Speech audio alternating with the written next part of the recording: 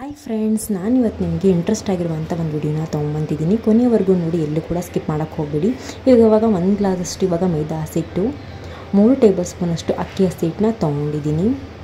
ಮತ್ತು ಇವಾಗ 2 ಟೇಬಲ್ ಸ್ಪೂನಷ್ಟು ಚಿರೋಟಿ ರವೆನ ತೊಗೊಂಡಿದ್ದೀನಿ. ಇವಾಗ ಚೆನ್ನಾಗಿ ಇದನ್ನು ಮಿಕ್ಸ್ ಮಾಡ್ಕೋಬೇಕು.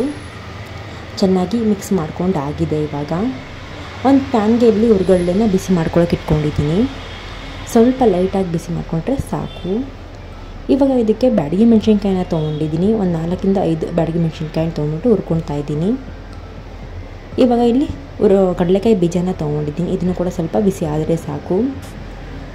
ಇವಾಗ ಎಲ್ಲ ಬಿಸಿ ಮಾಡ್ಕೊಂಡ್ರು ಒಂದು ತಟ್ಟೆಗೆ ಎತ್ತಿಟ್ಕೊಂಡಿದ್ದೀನಿ. ಇವಾಗ ಕಡಲೆಕಾಯಿ ಬೀಜನ ಸಿಪ್ಪೆಯನ್ನು ತೆಗೆದು ಇಟ್ಕೋಬೇಕು. ಸ್ವಲ್ಪ 1 ಟೇಬಲ್ ಸ್ಪೂನಷ್ಟು ಎಳ್ಳನ್ನ ತೊಗೊಂಡಿದ್ದೀನಿ. ಇವಾಗ ಕಡಲೆಕಾಯಿ ಬೀಜನ ನೋಡಿ ಸಿಪ್ಪೆ ಎಲ್ಲ ತೆಗೆದಿಟ್ಟು ರೆಡಿ ಮಾಡಿಟ್ಕೊಂಡಿದ್ದೀನಿ. ಇವಾಗ ಒಂದು ಜಾರ್ಗೆ ಇಲ್ಲಿ ಬ್ಯಾಡಗಿ ಮೆಣಸಿನ್ಕಾಯಿ, ಹುರಿದಿರುವಂಥ ಹುರ್ಗಡ್ಲೆ ಮತ್ತು ಕಡಲೆಕಾಯಿ ಬೀಜ ಇವೆಲ್ಲ ಒಂದು ಜಾರ್ಗೆಯಲ್ಲಿ ಹಾಕ್ಕೊಳ್ತಾ ಇದ್ದೀನಿ. ಇದನ್ನು ಇವಾಗ ನೀವು ತರಿತರಿಯಾಗಿ ಪುಡಿ ಮಾಡ್ಕೋಬೇಕು. ತರಿತರಿಯಾಗಿ ಪುಡಿ ಮಾಡೋದ್ರಿಂದ ನಿಪ್ಪಟ್ಟಿಗೆ ತುಂಬಾ ಟೇಸ್ಟಾಗಿ ಬರುತ್ತೆ. ಇವಾಗ ತರಿತರಿಯಾಗಿ ಪುಡಿ ಮಾಡ್ಕೊಂಡು ರೆಡಿ ಮಾಡ್ಕೊಂಡಿದ್ದೀನಿ. ಇಷ್ಟು ತರಿತರಿ ಆದರೆ ರೆಡಿ ಮಾಡಿಕೊಂಡ್ರೆ ಸಾಕು. ಈ ಥರ ಪುಡಿ ಬರಬೇಕು ಅಷ್ಟೇ. ಇವಾಗ ಇಷ್ಟಾದರೆ ಸಾಕು. ಇವಾಗ ಅದೇ ಪಾತ್ರೆಗೆ ಇವಾಗ ನಾವು ಏನು ಪುಡಿ ಮಾಡ್ಕೊಂಡಿರ್ತೀವಲ್ವ ಅದನ್ನು ಹಾಕ್ಕೋಬೇಕು.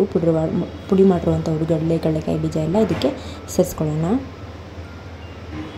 ಇವಾಗ ಇದಕ್ಕೆ ಎಳ್ಳನ್ನ ಹಾಕ್ಕೊಳ್ತಾ ಇದ್ದೀನಿ, 1 ಟೇಬಲ್ ಸ್ಪೂನಷ್ಟು. ಮತ್ತು ಇವಾಗ ಕರಿಬೇವಿನ ಸೊಪ್ಪನ್ನ ಹಾಕ್ಕೊಳ್ತಾ ಇದ್ದೀನಿ. ಕರಿಬೇವಿನ ಸೊಪ್ಪನ್ನ ಚೆನ್ನಾಗಿ ಕಟ್ ಮಾಡಿ ಇಟ್ಕೊಂಡಿದ್ದೀನಿ ಅಲ್ವಾ, ಅದು ಹಾಕ್ಕೊಳ್ತಾ ಇದ್ದೀನಿ. ರುಚಿಗೆ ತಕ್ಕಷ್ಟು ಉಪ್ಪನ್ನ ಹಾಕ್ಕೊಳ್ತಾ ಇದ್ದೀನಿ. ಮತ್ತು ಇವಾಗ ಇಲ್ಲಿ ಹಿಂಗನ್ನು ಹಾಕ್ಕೊಳ್ಳಿ. ಹಿಂಗು ಇಲ್ಲಿ ನಾನು ಅರ್ಧ ಟೇಬಲ್ ಸ್ಪೂನಷ್ಟು ಹಾಕ್ಕೊಳ್ತಾ ಇದ್ದೀನಿ. ಇವಾಗ ಚೆನ್ನಾಗಿ ಇದನ್ನು ಮಿಕ್ಸ್ ಮಾಡ್ಕೋಬೇಕು. ಇಲ್ಲಿ ನಾನು 1/4 kg ನಿಪ್ಪಟ್ಟನ್ನ ಮಾಡ್ತಾ ಇರೋದು. ಮಕ್ಕಳಿಗೆ ಏನಾದರೂ ತಿನ್ನಬೇಕು ಅಂದರೆ ಇನ್ಸ್ಟೆಂಟಾಗಿ ಈ ಥರ ನೀವು ರೆಸಿಪಿ ಮಾಡಿಕೊಡ್ಬೋದು. ಇವಾಗ ಇಲ್ಲಿ ಬಿಸಿ ಎಣ್ಣೆನ ಹಾಕ್ಕೊಳ್ತಾ ಇದ್ದೀನಿ, 2 ಟೇಬಲ್ ಸ್ಪೂನಷ್ಟು. ಇದನ್ನು ಕೂಡ ಚೆನ್ನಾಗಿ ಇವಾಗ ಮಿಕ್ಸ್ ಮಾಡ್ಕೋಬೇಕು. ಚೆನ್ನಾಗಿ ಕೈಯಲ್ಲಿ ಮಿಕ್ಸ್ ಮಾಡ್ಕೊಳ್ತಾ ಇದ್ದೀನಿ. ಎಣ್ಣೆ ಎಲ್ಲ ಎಲ್ಲದಕ್ಕೂ ಹಿಟ್ಟಿಗೆ ಸೇರಿಸ್ಬೇಕಲ್ವ, ಸೊ ಅದಕ್ಕೆ ಚೆನ್ನಾಗಿ ಇದನ್ನು ಮಿಕ್ಸ್ ಮಾಡ್ಕೋಬೇಕು. ಚೆನ್ನಾಗಿ ಮಿಕ್ಸ್ ಆಗಿದೆ. ಇವಾಗ ಸ್ವಲ್ಪ ನೀರು ಹಾಕಿಬಿಟ್ಟು ಹಿಟ್ಟಿನ ಅದಕ್ಕೆ ನಾವು ಕಲಿಸ್ಕೊಳ್ಳೋಣ. ಈ ಥರ ಈವ್ನಿಂಗ್ ಸ್ನ್ಯಾಕ್ಸ್ಗೆ ಮಕ್ಕಳಿಗೆ ಮಾಡಿಕೊಟ್ರು ಅಂತೂ ತುಂಬಾ ಇಷ್ಟಪಟ್ಟು ತಿಂತಾರೆ. ಬೇಗ ಮಾಡುವಂಥ ರೆಸಿಪಿ ಕೂಡ ಇದು. ಸ್ವಲ್ಪ ನೀರು ಹಾಕ್ಬಿಟ್ಟು ಹಿಟ್ಟಿನ ಅದಕ್ಕೆ ಇವಾಗ ಕಲಿಸ್ಕೊಂಡಿದ್ದೀನಿ. ನೋಡ್ತಾ ಇರ್ಬೋದು, ಇಷ್ಟು ಸ್ವಲ್ಪ ಗಟ್ಟಿಯಾದರೆ ಸಾಕು. ಇವಾಗ ಯಾವ ರೀತಿ ಮಾಡೋದು ಅಂತ ತಿಳಿಸ್ಕೊಡ್ತೀನಿ ಬನ್ನಿ. ಇವಾಗ ಇಷ್ಟು ದಪ್ಪ ಉಂಡೆನ ತೊಗೊಂಡ್ಬಿಟ್ಟು ನಾನು ಇಲ್ಲಿ ಇವಾಗ ಒಂದು ಕವರ್ ಇಟ್ಕೊಂಡಿದ್ದೀನಿ. ಇಲ್ಲಿ ಆ ಕವರ್ಗೆ ಇಲ್ಲಿ ನಾನು ನಿಪ್ಪಟ್ಟನ್ನ ಏನು ನಾವು ರೆಡಿ ಮಾಡ್ಕೊಂಡಿರ್ತೀವಲ್ವ ಅದನ್ನು ಹಾಕ್ಬಿಟ್ಟು ಚೆನ್ನಾಗಿ ಲಟ್ಟಿಸ್ಕೋಬೇಕು.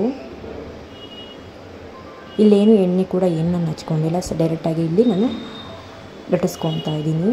ನೋಡಿ, ಇಷ್ಟು ದಪ್ಪ ಆದರೆ ಸಾಕು. ತುಂಬ ದಪ್ಪನೂ ಬೇಡ, ತೆಳುನೂ ಬೇಡ, ನಾರ್ಮಲ್ ಸೈಜ್ಗೆ. ಇವಾಗ ಒಂದು ಗ್ಲಾಸ್ ತೊಗೊಂಡ್ಬಿಟ್ಟು ಈ ಥರ ಕಟ್ ಮಾಡಿಕೊಂಡು ಎಲ್ಲನೂ ರೆಡಿ ಮಾಡ್ಕೊತಾ ಇದ್ದೀನಿ. ನೋಡ್ತಾ ಇರ್ಬೋದು, ಈ ಥರ ನಾವು ಕಟ್ ಮಾಡ್ಕೋಬೇಕು. ನೋಡಿ, ಈ ಸೈಜಿಗೆ ನಾನು ಕಟ್ ಮಾಡಿ ಇಟ್ಕೊಂಡಿದ್ದೀನಿ. ಅಷ್ಟು ದಪ್ಪನೂ ಇಲ್ಲ, ತೆಳುವೂ ಇಲ್ಲ. ನೋಡ್ತಾ ಇರ್ಬೋದು, ಮೀಡಿಯಮ್ ಸೈಜ್ಗೆ ಬಂದಿದೆ. ಇವಾಗ ಕಾದಿರುವ ಎಣ್ಣೆಗೆ ಇದನ್ನು ನಿಪ್ಪಟ್ಟನ್ನ ಹಾಕೊಳ್ಳೋಣ.